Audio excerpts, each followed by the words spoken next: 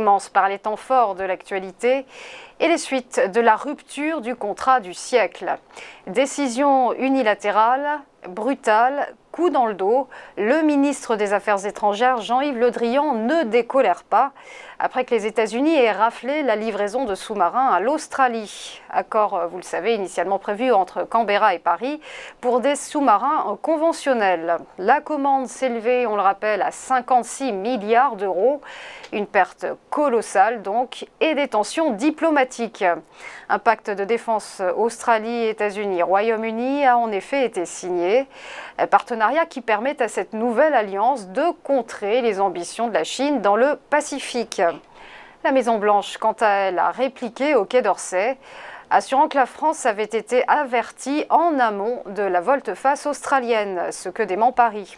Précisons que suite à cette rupture de contrat, Canberra encourt de lourdes pénalités financières. Le sous-traitant Naval Group espère, lui, limiter d'éventuelles répercussions sur l'emploi.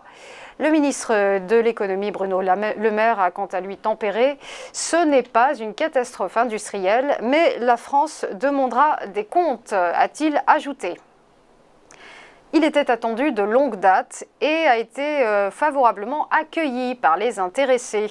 On parle du plan Macron pour les indépendants. 5 axes et une vingtaine de dispositifs dévoilés par le président hier. À retenir, la protection du patrimoine personnel en cas de défaillance. Jusqu'ici, l'ensemble des biens pouvaient être saisis, à l'exception de la résidence principale. Autre annonce, un accès facilité à l'assurance chômage. 10 000 euros de chiffre d'affaires et 2 ans d'exercice suffiront pour toucher 800 euros d'allocation durant 6 mois. Pour l'État, il s'agit de mieux accompagner les 3 millions d'artisans, commerçants, professions libérales, fragilisés par la crise sanitaire, entrée en vigueur du plan dès 2022. Enfin, bye bye Marks & Spencer en France. L'enseigne britannique annonce qu'elle va y fermer 11 de ses 20 sites. Décision en partie due au Brexit. Le durcissement des contrôles aux douanes paralyse la chaîne d'approvisionnement. Les rayons se sont donc vidés et avec eux les caisses du groupe. Marks & Spencer est en déclin, on le sait depuis plusieurs années. La marque avait déjà supprimé 7000 emplois dans le monde à l'occasion d'un plan de restructuration. À noter qu'en France, seuls les magasins Marks & Spencer situés dans les métros, gares et aéroports subsisteront, et ce, à la faveur d'un partenariat avec Lagardère Travel Retail.